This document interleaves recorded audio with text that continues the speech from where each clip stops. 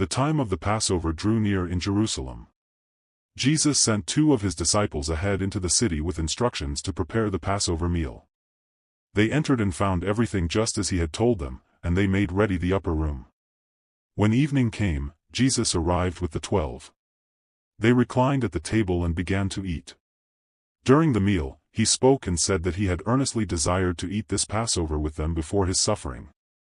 He then took bread, gave thanks, broke it, and gave it to them. After that, he took a cup and shared it among them. As they were eating, he said that one of them would betray him. The statement caused distress among the disciples. Each one began to question who it might be. They looked at one another, uncertain of whom he spoke. Jesus continued and said that the one who dipped his hand with him in the bowl would betray him. The Son of Man would go as it was written, but woe to that man by whom he would be betrayed. Judas, who would betray him, asked if it was he. Jesus answered him. During the supper, a dispute also arose among the disciples about who should be considered the greatest. Jesus addressed them and spoke about leadership among them. He said that the greatest among them should be as the youngest, and the one who leads as one who serves. After speaking, they sang a hymn and went out toward the Mount of Olives. As they walked, Jesus told them that they would all fall away that night. He said it was written that the shepherd would be struck and the sheep would scatter. Peter responded and said that even if all fell away, he would not. Jesus replied that before the rooster crowed, Peter would deny him 3 times. Peter insisted that he would not deny him, even if it meant dying. The other disciples said the same. Meanwhile, Judas had already gone to the chief priests earlier. He asked them what they would give him if he handed Jesus over to them. They counted out 30 pieces of silver and gave it to him. From that moment, he began seeking an opportunity to betray Jesus. As night deepened, the city quieted.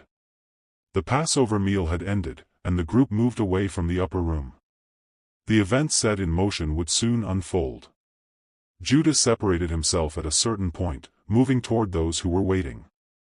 The others continued with Jesus, unaware of the immediate approach of those who had been informed of his location. The preparation had been made, the words had been spoken, and the moment of betrayal had drawn near. Jesus went with his disciples to a place called Gethsemane, at the foot of the Mount of Olives. He told them to sit while he went a little farther to pray. He took Peter, James, and John with him and began to be deeply troubled. He said that his soul was overwhelmed with sorrow to the point of death. He asked them to remain there and keep watch. Going a little farther, he fell to the ground and prayed that if it were possible, the hour might pass from him. He addressed God and said that all things were possible, asking for the cup to be taken from him, yet not according to his will but according to God's will. He returned to the disciples and found them sleeping. He spoke to Peter and asked if he could not keep watch for 1 hour. He told them to watch and pray so that they would not fall into temptation. The spirit was willing, but the flesh was weak. He went away again and prayed, saying the same words. When he returned, he found them sleeping again, for their eyes were heavy. He left them once more and prayed a 3rd time, repeating his words. Then he returned and said that the hour had come. The Son of Man was being delivered into the hands of sinners. He told them to rise and go, saying that the one who would betray him was near. At that moment, Judas arrived with a large crowd armed with swords and clubs, sent from the chief priests and elders.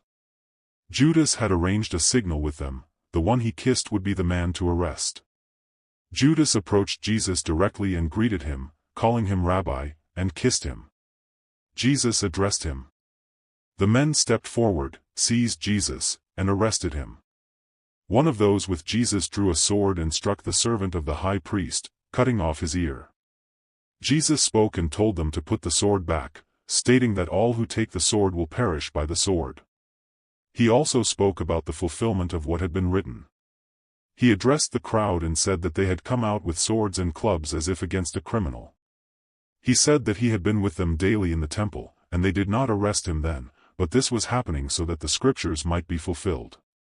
At that moment, all the disciples left him and fled. Jesus was taken into custody and led away. The crowd moved with him toward the high priest's house. Peter followed at a distance, entering the courtyard of the high priest. He sat down among those present to see how things would end. The night continued as Jesus was brought before the authorities, while those who had once walked with him scattered in fear. The betrayal had taken place, and the arrest had been carried out as planned.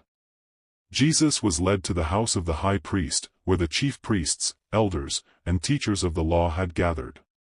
Witnesses were brought forward to testify against him, though their statements did not agree. Meanwhile, Peter remained outside in the courtyard. As he sat among the people, he was recognized by a servant girl, who said that he had been with Jesus. He denied it before them all. Another person saw him and said the same, and again Peter denied it. After a while, others insisted that he was one of them, saying his speech gave him away. Peter began to call down curses and swore that he did not know the man. Immediately, a rooster crowed. Peter remembered what Jesus had said, that before the rooster crowed, he would deny him 3 times. He went outside and wept. At daybreak, the chief priests and elders made their plans to have Jesus executed. They bound him, led him away, and handed him over to Pilate, the governor. When Judas saw that Jesus had been condemned, he felt remorse. He took the 30 pieces of silver back to the chief priests and elders and said that he had sinned by betraying innocent blood. They replied that it was not their concern. Judas threw the money into the temple and left. He went away and hanged himself. The chief priests picked up the coins and said it was not lawful to put them into the treasury since it was blood money. They decided to use the money to buy the potter's field as a burial place for foreigners. That field came to be known as the Field of Blood. The events moved forward as Jesus remained in custody, and the consequences of the betrayal became evident. Judas's role in the events had ended, and his actions had led to his death.